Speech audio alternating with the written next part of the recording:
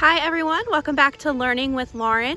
Today we're going to be talking about mourning customs, or the way that people grieved after losing a loved one in the 1800s.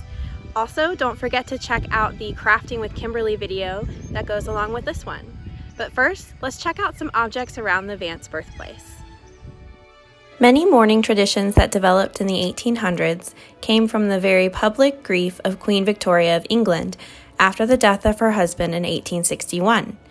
In America, the Civil War, which lasted from 1861 to 1865, created a new emphasis on mourning because so many people lost loved ones during this period. The most common mourning custom, and one that still exists today, is wearing black to grieve and honor the person who passed away.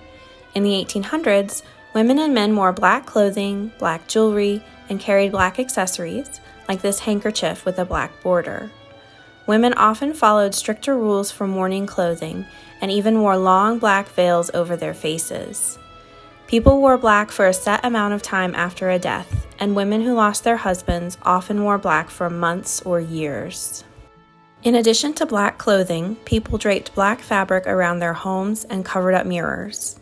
They stopped their clocks at the time of death, and they kept personal items to remember their loved ones, often jewelry or photographs.